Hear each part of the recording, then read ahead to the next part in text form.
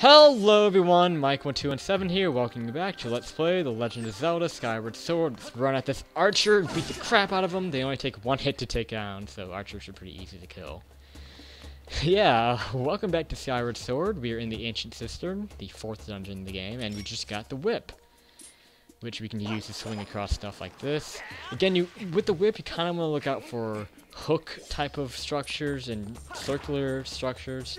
I mean, the game will lock onto it for you, so it's not that hard to recognize what you can use the whip on. But yep, so that's really all I have to say about the whip. And now we have this thing. Why am I not going up? There we go. Now you want to drop off here because I don't think you have enough stamina to get across that, so this is kind of like a resting point. Oh no, you can probably make it across there in one go. I don't know what I was saying, but I guess they put that there just in case. Okay, I probably don't want to keep taking arrows from this guy. I'm kind of low on health. 3 hearts right now. Now it's officially a 3-heart run again. Okay. So, what we want to do here is first use our slingshot to take out this guy.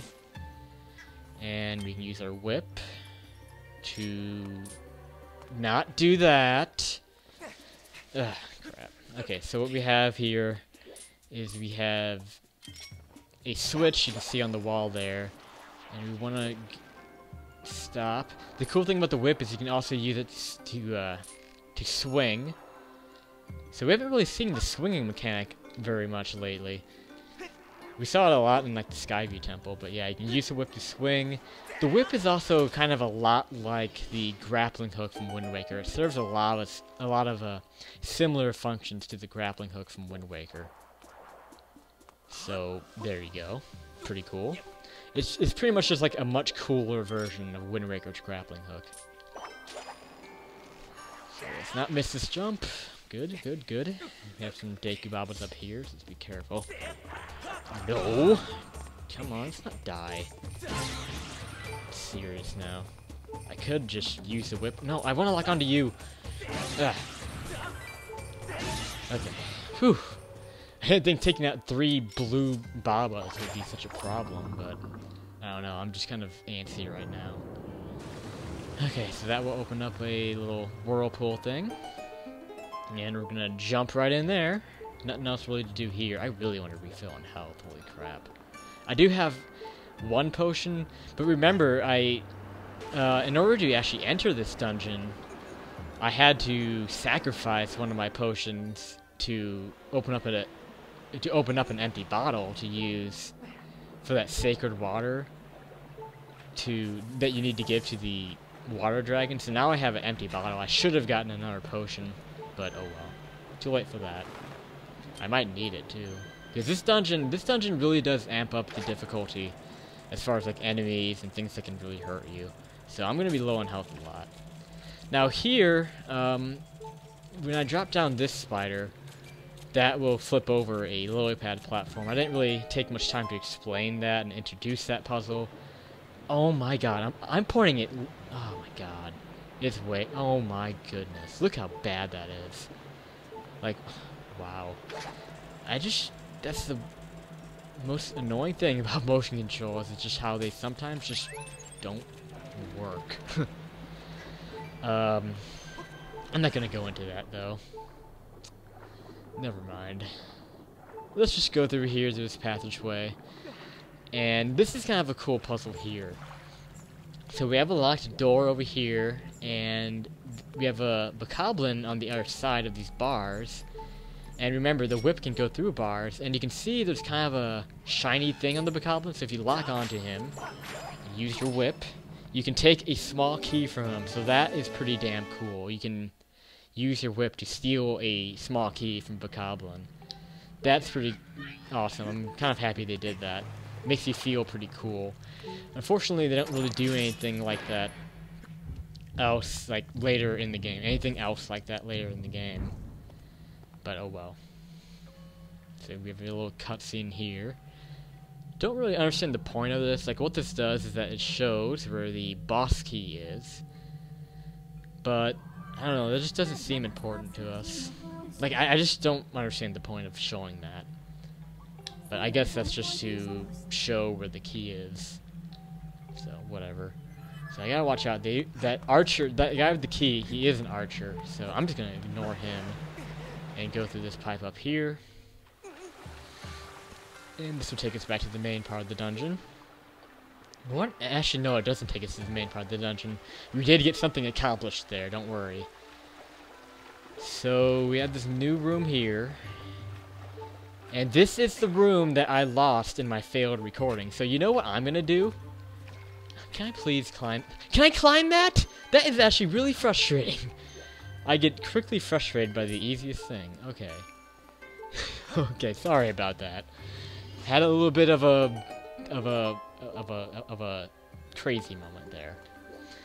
So that just opened a shortcut back to the beginning. I really want to save my game though. I'm gonna just go ahead and save it. I have a copy, like a backup copy file, so in case something bad happens, like something like if I have another failed recording, I have to redo the temple again. I have a backup thing. So yeah. So now if something goes wrong after this point, I can just come back here and I have to redo the first half. Okay, and just like any game, this is always like a strange habit with mine, is I always save multiple times when I really don't want to redo something. I don't know. Like, it happens a lot in Pokemon, whenever you catch, like, a really difficult to catch, legendary Pokemon. Like, I always find myself doing that, like, saving over and over and over, even though all you need to do is save one time. Okay, anyway, yeah, this is the room that I lost in that recording, so thankfully I get to redo that. And this involves a lot of using of these lily pads that you flip over. So, there's a major puzzle associated with that we're going to see in a bit. First we'll want to climb up here. And, man, climb faster, Link. Okay. So, we're going to go up here. There is a Deku Baba here. Yeah, that I'm not going to deal with. I'm just going to throw a bomb into his mouth. Yeah, they'll eat the bomb, or they won't eat it. I threw it too far. I threw it past him. Maybe I'll just fight him the normal way. No, I suck too much to fight him the normal way. There we go. He got it that time. That's a much easier way to take those guys down, just throwing bombs into them and they'll eat it up. So if you really don't feel like dealing with those, you can just do that. Another way is to use your shield, but never mind. Anyway, so what we're going to do here is jump down onto this platform, and that will flip it over. And it will reveal a path that the root was blocking. So let's go through this path and see where it leads us. And you want to look out because there are pufferfish in here. You don't use them for anything. You might think you want to use them for blowing up. Oh my god, the Wiimote. I hate the Wiimote. I hate the swimming controls in this game. I wish you could just use a freaking... This is so hard to get through this without getting hurt.